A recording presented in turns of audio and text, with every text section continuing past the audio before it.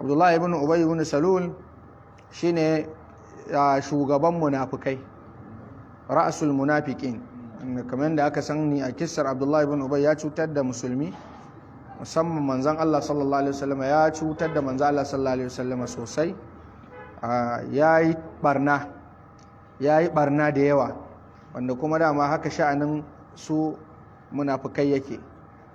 Zahirinsu ba shine baɗininsu ba, abinda suke bayyanawa a zahiri daban, abinda kuma suke boyewa. Shi yasa kamar da muka yi bayani, wato shi nifaq, daga nafaqa yunafiqu nifaqan, shi an-nifaq wasu suka ce wannan sunan na nifaq, wanda daga nan aka samu munafiq. To shi nifaq din nan suka ce daga nan ne aka samu mai nafiqatul yarbu', ramin wannan beran na yarbu', wanda wani irin bera ne makiri, wanda yake da wayan tsiya, wato yana da wayo ɗoriya akan wayan berayen da kasansu. Ai shi bera a ɗabi'atan dama dabba ce wanda yake da makirci da dabaru da wayo iri-iri. To shi yarbu a cikin nau'o'in bera ya fi kowane bera wayo da iya makirci. To shi yarbu in ya tashi tona rami, raminsa kofa biyu ne da shi, ɗaya ƙofar ta zahiri wadda ake ga ido yake gani, to wannan ba ita ce ƙofarsa ba, yana kuma da ƙofa ta baɗini. Da haka in ya tona ramin zai tafi da shi can, wato sai ya je ya sake yin wata ƙofar daga wani waje. To ita wannan ƙofar idan ya je ba fidda ita yake ba, zai reɗe sai ya batta haka. Kai a zahiri a ganin ido in ka gani ba za ka ga ƙofa ba. Idan wani abu ya rarako shi, to in ya shiga, in ya zo wannan kofar yana taba ta da hancinsa, shikenan za ta bude. Dama ya gama rede wajen, kawai sai fita. Kaga kofa ce amma ba a gani. To su haka munafikai suke. Da suka shiga musuluncin, to suna kuma da wata kofar su wanda su riga kuma sun fice, amma kai ba za ka gani ba, za ka gansu ga su a cikin musulunci suke. Shi yasa yarbu yana cikin ramusa amma kamar a waje yake, saboda in ya tashi ya san yadda zai ya fice abinsa. To daga nan aka samu nifaq. Saboda haka shi yasa munafikai suna cutar da musulmi fiye da kafirai, domin su suna nan a cikin musulmi, kuma hukuncinsu hukuncin musulmi ne. Idan wani abu ya faru da su, za a ce ya faru da musulmi. Idan musulmi suka afka musu, za a ce musulmi suna kashe 'yan uwansu. To amma kuma zamansu a cikin musulmin rusa musuluncin suke.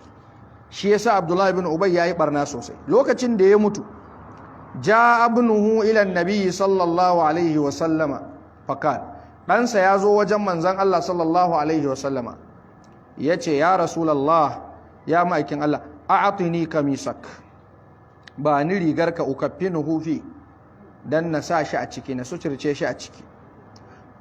Wa salli alai, sannan kuma ina son ka yi wa babana sallah. Wastaghfir lahu, kuma ina son ka roka mai gafara. Ya san mahaifinsa abubuwan da ya bai kyauta ba, ya san mahaifinsa mujrimi ne, mai laifi ne, rikakken mai laifi, amma yana neman wannan alfarmar wajen manzon Allah sallallahu alaihi wasallama. Shi ba munafiki bane, baya cikin munafikai, amma da ya san mahaifinsa yana da dameji, mahaifinsa yana da matsaloli da yawa, haɗuwarsa da Allah akwai abin tsoro.